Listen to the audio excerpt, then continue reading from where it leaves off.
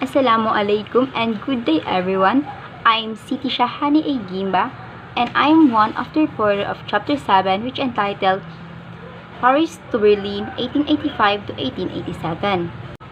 In this report, I'm going to discuss you the journey of national hero Jose Rizal in Paris to Berlin in the year of 1885 to 1887.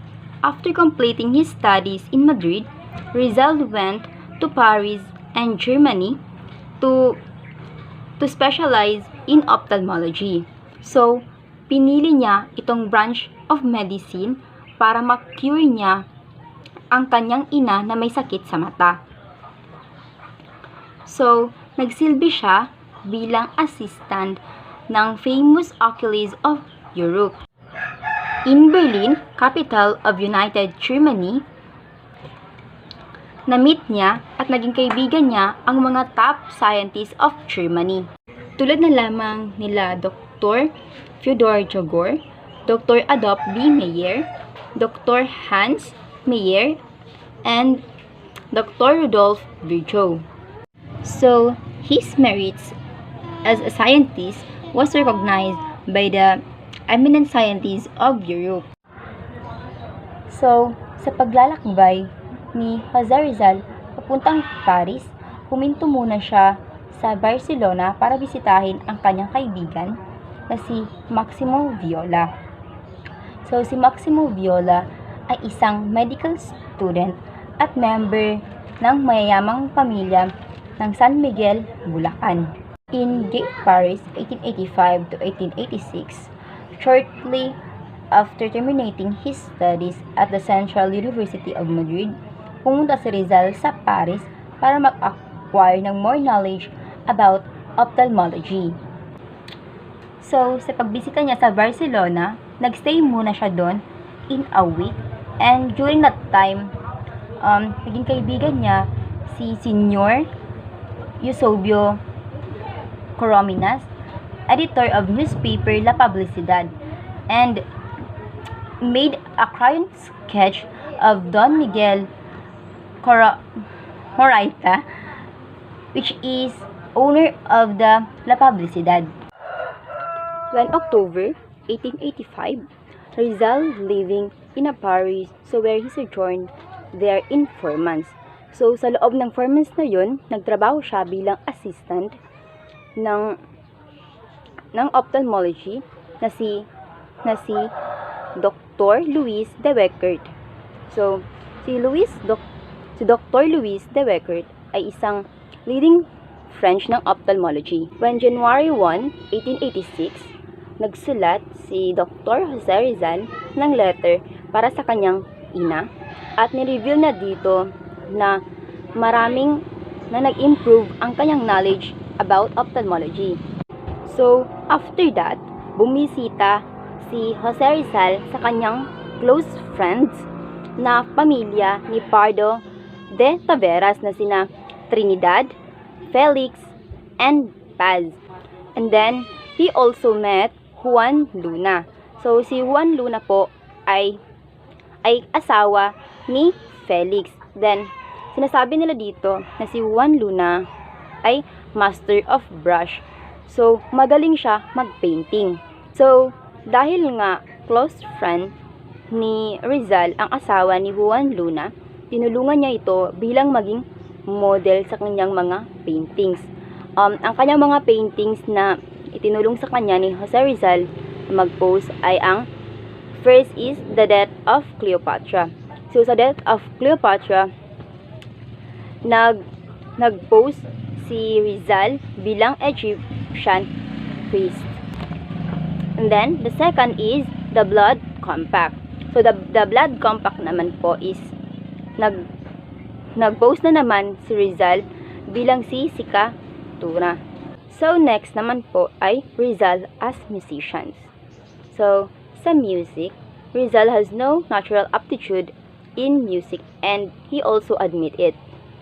But most of his classmates in Ateneo na nagtitake ng music lessons para hindi siya ma-behind nag-take rin siya ng music lessons.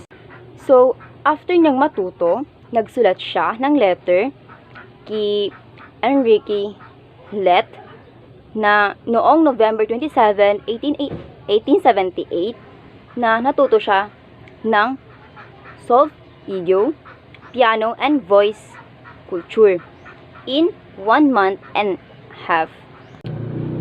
So, dahil nga sa matinding practice ni Jose Rizal sa pag-flute, naging magaling siya at nakapag-compose siya ng 3 music piece, which is, first is Leonor, the second is El Canto de Prisionero Danza, and the third is Alinmang Lahi. The next is the Historic of Heidelberg. So, sa loob ng pagsistay niya sa clinic ni Dr. Beckert, ay marami na rin siyang natutunan sa ophthalmology. Then sa kanyang pagstay doon, ay naiano niya ito bilang happy days niya. Then after that, nakapag-decide siyang umalis sa Gay Paris noong February 1, 1886. And then si Rizal ay pumunta sa Heidelberg.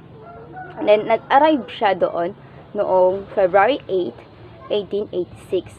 And ang Heidelberg is kilala ito bilang historic city of Germany.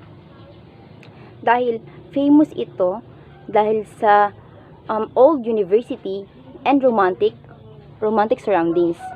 So, nung nasa Heidelberg na siya, si Rizal ay chess player. So, magaling talaga siyang mag-chess. Then, after that, nag-join siya sa chess club. At naging chess players siya dito.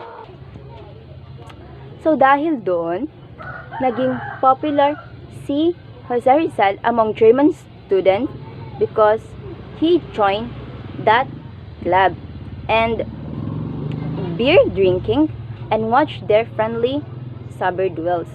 So, alam naman po natin na friendly si Jose Rizal, kaya madali na rin sa kanyang makapagkaibigan sa mga German student. So, after that, nag-decide si Jose Rizal na magtrabaho sa Heidelberg University na under ni Dr. Otto Becker na German ophthalmologist. So, the next is the flowers of Heidelberg. So, alam naman po natin na si Jose Rizal ay mahilig mag-observe sa kanyang paligid. And sa kanyang pag-observe,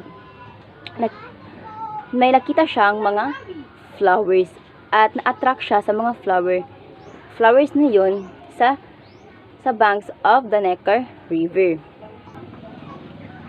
So may naging paborito siyang flowers, and ang flowers na yun is a light blue or forget-me-not.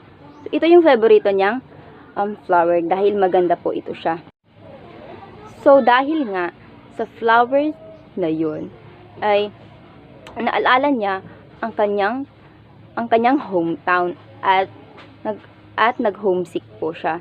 And dahil sa pag-homesick niya, nagsulat siya noong April 22, 1886 ng fine poem entitled A Las Flores de Heidelberg.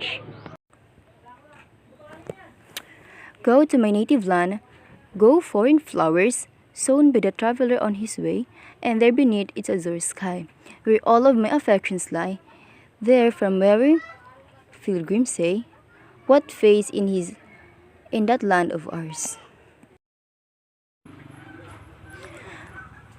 Then the next is First Letter to Blumentritt. Noong July 31, 1886, si Rizal ay nagsulat ng kanyang first letter in German sa kanyang Professor Ferdinand Blumentritt. And si Ferdinand Blumentritt ay director of the Ateneo of Literates, Austria. So, narinig niya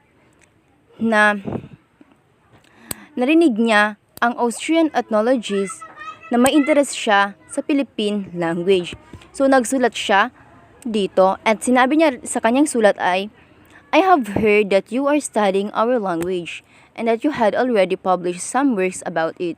Permit me to send you a valuable book written by many countrymen in our language. The Spanish version in mediocre because the author is only modest writer, but the Tagalog part is good and is precisely the language spoken in our province. So, ang letter na binabanggit ni Jose Rizal na isisend niya ay ang Book of Arithmetica. Arithmetica ay ipinablish in two language, which is Spanish and Tagalog, by the University of Santo Tomas Press in 1868. Then, ang author dito ay si Rufino Baltazar Hernandez, a native of Santa Cruz, Laguna.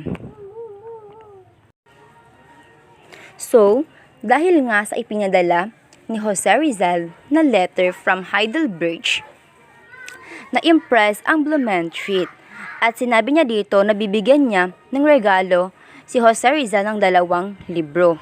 At dahil doon, nagmark na nagkaroon sila ng beautiful friendship and the lasted of all their life. So dahil doon, ang Austrian Blumentritt ay naging best friend ni Jose Rizal. So, the next is 5th Centenary of Heidelberg University.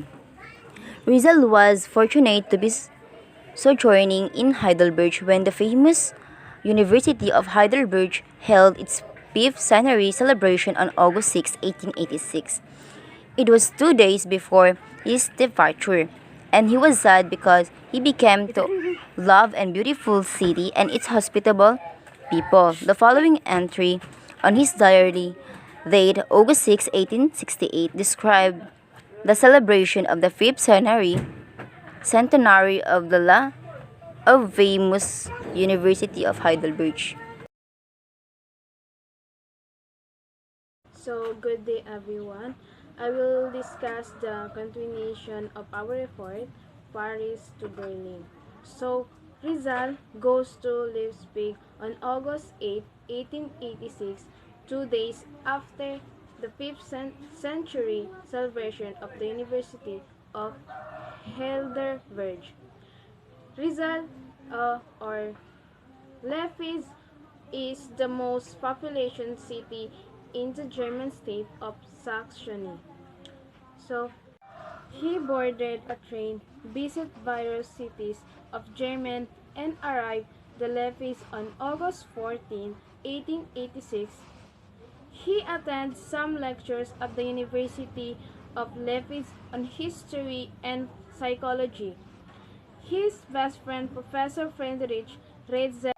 Mr. Friedrich Rizal is a famous German historian, geographer, and ethnographer, and he also the principal influence in modern development. So, Rizal stayed in Leipzig from August 14 to October 29, 1886. On October 29, he left from Dresden, where they met Dr. Adolf B. Meyer, director of the Anthropological and Ethnological Museum.